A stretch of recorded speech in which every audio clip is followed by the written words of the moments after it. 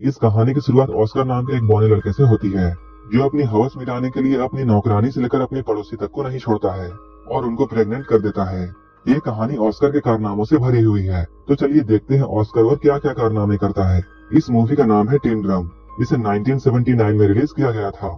इस कहानी की शुरुआत में हम लोग एना नाम की एक औरत को देखते हैं, जो कि अपने खेतों में काम कर रही होती है। तभी वहाँ पर जोसेफ नाम का एक आदमी भागता हुआ आता है और पुलिस से छुपने के लिए उसकी मदद मांगता है। तभी एना उसे अपनी गुफा के अंदर छुपा लेती है, लेकिन जोसेफ इस मौके का फायदा उठाता है और वो गुफा के अंदर ही एना का गेम बजाने लगता है। जब पुलिस यहाँ से चली जाती है, तब जोसेफ बाहर आता है और इन दोनों की दोस्ती हो जाती है। इसके बाद ये दोनों एक दूसरे के साथ रहना शुरू कर देते हैं, लेकिन एक दिन पुलिस उसे पकड़ लेती है। इससे पहले कि पुलिस उसे अरेस्ट करती, वो पानी में कूदकर भाग जाता है। जोसेफ के बारे में बहुत सी बातें फेमस हो जाती है। कुछ लोगों का कहना है वो पानी में डूबकर मर गया, वहीं कुछ लोग ये कहते हैं वो वहाँ से भागकर अमेरिका आ गया और वो यहाँ आकर एक अमीर बिजनेसमैन बन गया और यहाँ आकर ऐश कर रहा है। वहीं दूसरी ओर हम लोग एना और उसकी बेटी एग्नेस को देखते हैं, जो कि बाजार में सामान बेचकर अपना गुजारा कर रहे हैं। एग्नेस अपने कजन जैन से प्यार करती थी, जो कि एक पुलिस पोस्ट ऑफिस में काम करता है। इसके अलावा एना अल्फ्रेड से भी प्यार करती थी, जो कि एक जर्मन शेफ था। उन तीनों के घपाघप कार्यक्रम से ऑस्कर नाम का एक बच्चा पैदा होता है। ऑस्कर पैदा होने के बाद रोता ही रहता है और वो चुप ही नहीं होता है। जब उसकी मॉम उससे ये कहती है उसके 3 साल होने के बाद वो उसे एक टिन ड्रम देगी, इसके बाद वो रोना बंद करता है। अपने 3 साल होने के बाद जब ऑस्कर ने अपने जन्मदिन में लोगों को शराब पीते हुए और कुत्ता डांस करते हुए देखा, तब वो डिसाइड करता है कि वो कभी बड़ा ही नहीं होगा और अपने इसी काम को पूरा करने के लिए वो सीढ़ियों से कूद जाता है। इसके बाद से अब ऑस्कर हमेशा के लिए 3 साल का ही रह जाता है। वो हमेशा अपने ड्रम को अपने साथ रखता है और जब भी कोई उससे उसकी टूटी हुई ड्रम लेने की कोशिश करता है, वो इतना जोर से चिल्लाता है कि वो अपनी आवाज से कांच को भी तोड़ देता है। धीरे धीरे टाइम गुजरता जाता है। अब ऑस्कर 6 साल का हो चुका है। ऑस्कर ना ही बड़ा हो रहा था और ना ही वो अपनी टूटे हुए ड्रम को अपने से अलग करता था, और जब भी कोई उससे उसकी ड्रम को छीनने की कोशिश करता, तब वो अपनी आवाज से कांच तोड़ देता था। ऑस्कर के इस पावर को देखकर सारे डॉक्टर हैरान थे, लेकिन उसकी मॉम और उसके परिवार को ये जानना था कि ऑस्कर क्यों बड़ा नहीं हो रहा है। हम लोग देखते हैं एग्नेस हर थर्सडे को ऑस्कर के साथ शहर जाती थी और वो ऑस्कर को एक दुकान पर छोड़ देती थी। इसके बाद वो जैन के पास जाती थी और वहाँ जाकर वो जैन के साथ भयंकर घपाघप करती थी। लेकिन एक दिन ऑस्कर को अपनी माँ के कांड के बारे में पता चल जाता है। ऐसा करते हुए कई साल बीत जाते हैं और अब ऑस्कर 12 साल का हो चुका है। एक दिन ऑस्कर अपने मॉम डैड के साथ सर्कस देखने के लिए जाता है, जहाँ वो कुछ बौने लोगों को परफॉर्म करते हुए देखता है। उन बौनों को देखकर ऑस्कर के मॉम डैड को ऐसा लगने लगता है कि शायद ऑस्कर भी एक बौना है। सर्कस खत्म होने के बाद ऑस्कर डेबरा नाम के एक बौने से मिलता है, जो कि ऑस्कर के इस टैलेंट को देखने के बाद उसे अपने सर्कस में काम करने के लिए ऑफर देता है। लेकिन तभी ऑस्कर के मॉम डैड वहां आ जाते हैं और वो ऑस्कर को अपने साथ ले जाते हैं। इससे कुछ दिनों के बाद हम देखते हैं ऑस्कर की माँ ऑस्कर को जिस दुकानदार के पास छोड़कर जाया करती थी, वो दुकानदार भी धीरे धीरे एग्नेस से प्यार करने लगा था। वो उसे और ऑस्कर को अपने साथ लंदन चलने के लिए कहता है, लेकिन तभी एग्नेस उसे मना कर देती है और वहां से चली जाती है। इसके कुछ वक्त बाद एग्नेस को ये बात पता चलती है कि वो प्रेग्नेंट है और उसके पेट में जैन का बच्चा है।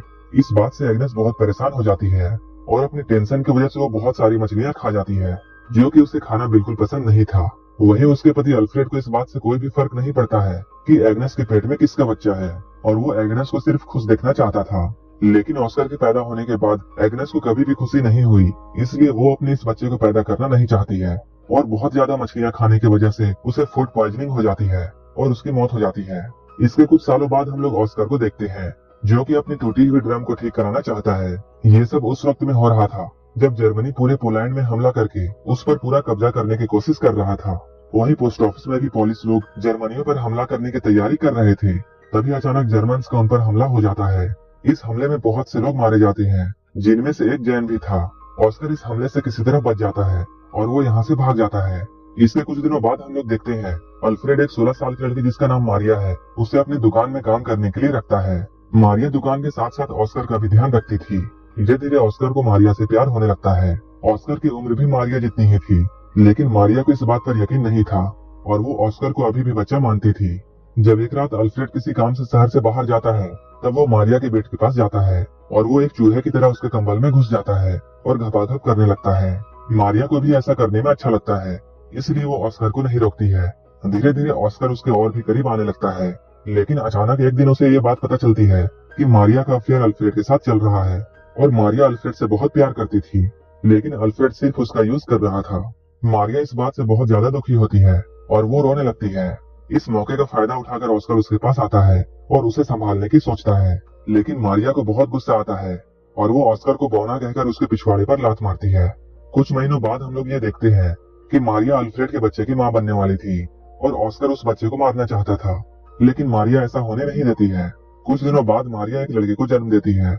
उस बच्चे को पाकर सभी लोग बहुत खुश होते हैं, लेकिन ऑस्कर ये सब देखकर बिल्कुल भी खुश नहीं था, क्योंकि उसे ऐसा लगता था जैसे वो बच्चा उसी का है। वहीं दूसरी ओर हम लोग ऑस्कर के दोस्त बैबरा को देखते हैं, जो कि वर्ल्ड वॉर 2 के दौरान नाजी आर्मी में एक बड़ी पोस्ट पर काम कर रहा था। फिर एक दिन वो ऑस्कर को भी अपनी टीम में आने के लिए बोलता है। ये लोग पेरिस में एक परफॉर्मेंस करने वाले थे। ऑस्कर इन लोगों के साथ मिलकर सारे लोगों को अपना टैलेंट दिखाता है। उनके साथ काम करते हुए उसे अपनी टीम की एक लड़की जिसका नाम रोज बीता है, उससे प्यार हो जाता है। अब कई दिन ऐसे बीत जाते हैं। अब ऑस्कर अपने बौने दोस्तों के साथ बहुत खुश था और वो अपनी जिंदगी अपने हिसाब से जी रहा था और वो जब चाहे जैसा कर सकता था। लेकिन एक दिन अचानक अमेरिकन का वहाँ हमला हो जाता है। ऑस्कर की गर्लफ्रेंड रोजबीता इस हमले में मारी जाती है। उस हादसे के बाद ऑस्कर अपने घर वापस आ जाता है। यहाँ आकर वो मारिया के 3 साल के बेटे को एक वैसा ही ड्रम गिफ्ट करता है जैसा कि उसे अपने 3 साल की उम्र में मिला था। लेकिन मारिया ऑस्कर के यहाँ आने से बिल्कुल भी खुश नहीं थी, लेकिन अल्फ्रेड अपने बेटे के यहाँ आने से बहुत खुश था। अल्फ्रेड अपने बेटे को उन लोगों से छुपा कर रखता है जो कि ऑस्कर को हॉस्पिटल ले जाकर उसका इलाज करना चाहते थे, क्योंकि अल्फ्रेड को ऐसा कभी नहीं लगता था कि ऑस्कर आम लोगों से अलग है। शहर की हालत धीरे धीरे बिगड़ने लगती है। इसके बाद डर के मारे अल्फ्रेड अपने पड़ोसी लीना और अपने बेटे ऑस्कर को बेसमेंट में छुपा कर रखता है। इसके साथ अल्फ्रेड को अपने नाजी होने की बात भी छुपानी पड़ती थी, लेकिन अचानक एक दिन रशियन सिपाही उनके घर पर घुस जाते हैं और वो अल्फ्रेड के सामने ही लीना के साथ जबरदस्ती करने लगते हैं। वहीं अल्फ्रेड को नाजी सिपाही होने की बात छुपाने के लिए ऑस्कर उसे एक चीन देता है जिस पर नाजी होने की बात लिखी हुई थी। तभी अल्फ्रेड उस चेन को निगल लेता है, लेकिन वो चीज जाकर अल्फ्रेड के गले में फंस जाती है और उसकी मौत यहीं पर हो जाती है।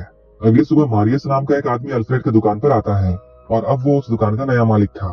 दुकान को अपने कब्जे में करने के बाद मारियल अल्फ्रेड का फ्यूनरल कर देता है, क्योंकि उसने हाल ही में अपनी पत्नी और बच्चों को खोया था और वो जानता था किसी अपने को खोना कैसा लगता है। अल्फ्रेड के मरने के बाद ऑस्कर को भी ये बात समझ में आ जाती है कि अब उसका इस दुनिया में कोई नहीं है। इसके बाद ऑस्कर फिर से ये डिसाइड करता है कि अब वो बड़ा होगा। इसके बाद ऑस्कर अपने ड्रम को भी अल्फ्रेड के साथ दफना देता है, लेकिन तभी कहीं से एक पत्थर आता है और वो सीधा जाकर ऑस्कर के सर पर लगता है, जिसकी वजह से ऑस्कर वहीं पर बेहोश हो जाता है। यहीं पर एक आदमी इन लोगों को बताता है कि ऑस्कर अब बड़ा होने लगा है। मूवी के लास्ट सीन में हम लोग ये देखते हैं एना को छोड़कर बाकी सारे लोग इस शहर को छोड़कर जा रहे हैं, जहाँ ऑस्कर को पता चलता है कि उसके चिल्लाने की शक्ति अब जा चुकी है। और लास्ट में एना वहीं पर रह जाती है जहाँ से इस कहानी की शुरुआत हुई थी और यहीं पर यह मूवी खत्म हो जाती है।